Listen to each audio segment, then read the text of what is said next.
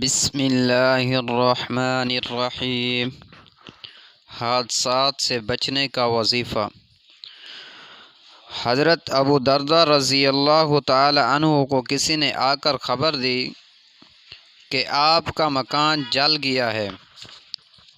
حضرت ابو درداء رضی اللہ تعالی عنہ نے بڑی بے فکری سے فرمایا کہ ہرگز نہیں جلا، اللہ تعالی ہرگز ایسا نہیں کریں گے، کیونکہ میں نے رسول اللہ صلی اللہ علیہ وآلہ وسلم سے سنا ہے کہ جو شخص یہ کلمات شروع دن میں پڑھ لے تو شام تک اس کو کوئی مصیبت نہیں پہنچے گی، اور جو شام کو پڑھ لے تو صبح تک اس پر کوئی مصیبت نہیں آئے گی۔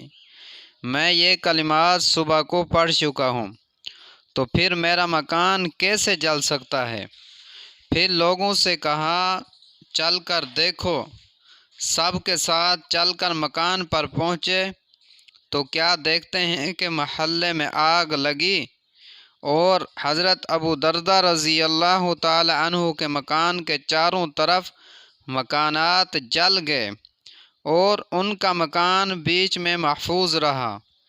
وہ کلمات کون سے ہیں؟ وہ کلمات یہ ہیں: اللہم انت ربی لا الہ الا انت علیک توکلت وانت رب العرش الکریم ما شاء اللہ کان وما لم یشأ لم یکن ولا حول ولا قوة الا باللہ العلی العظیم اعلم ان اللہ علی کل شیء قدیر وان اللہ قد احاط بكل شیء علما اللہم انی اعوذ بک من شر نفسی ومن شر کل دابۃ انت آخذ بناصیتها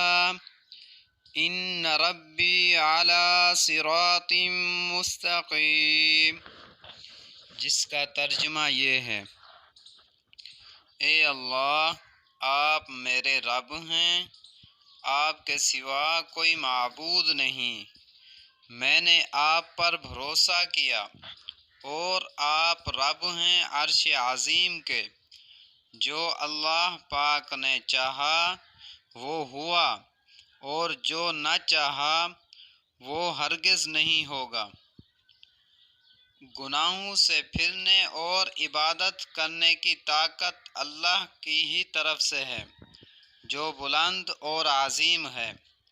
میں جانتا ہوں بے شک اللہ ہر چیز پر قادر ہے، بے شک اللہ نے گھیر لیا ہے ہر چیز کو اپنے علم کے ذریعے۔